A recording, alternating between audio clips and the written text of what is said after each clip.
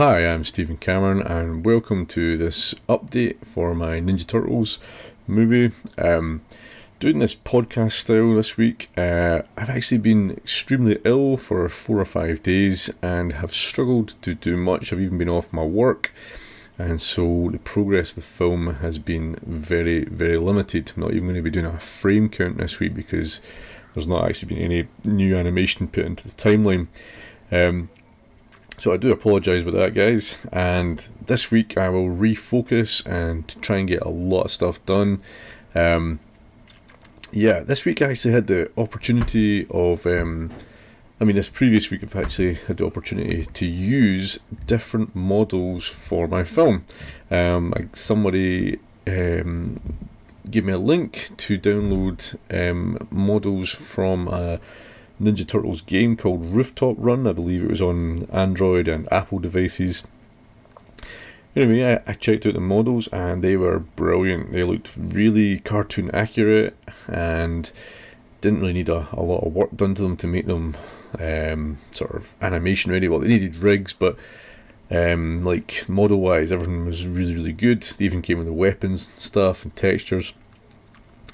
And I took my Leonardo model and put it in next to those models in Blender and had a good look and saw where I'd went wrong with my model and also where I'd went right. I saw that I'd actually done a pretty decent job of the majority of the character.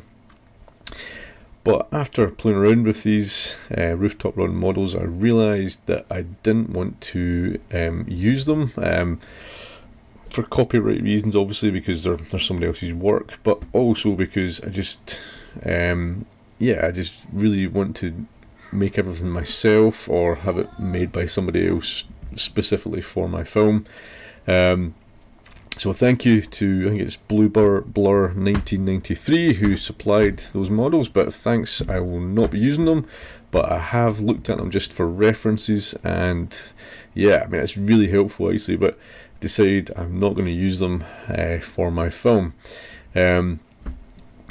Speaking of my Leonardo model, I was doing some animation where his arm is raised quite high up with his sword in his hand, and the rig was twisting the arm round in a strange way, so that all the mesh was all twisted. So I've had some real difficulties this week, and just leading up to this week of illness. So that's something I'm going to have to work on, especially if I do any more episodes. I'll need to make sure that the arms and the rigs work. All the sort of mesh work properly with the rigs.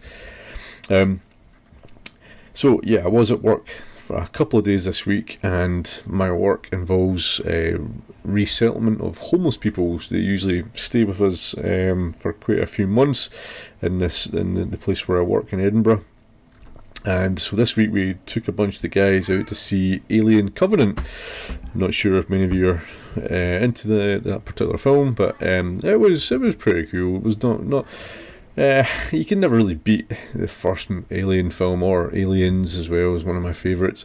Visually, Alien Covenant looked brilliant. They used a lot of practical effects for the movie, so it didn't completely rely on CG.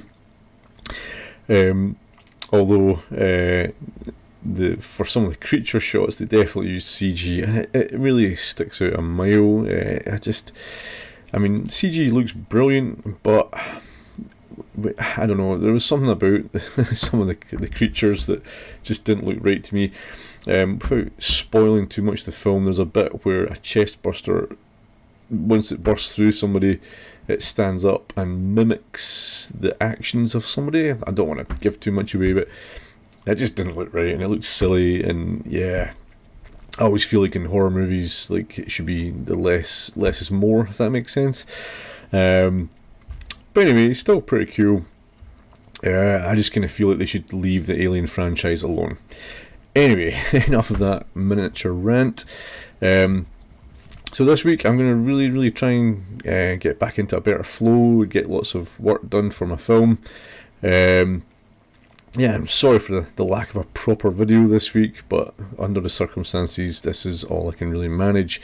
So next Friday, I hope to reveal some good stuff. provided that this week goes well. So thanks for listening or watching, and I'll see you next time. Thanks very much.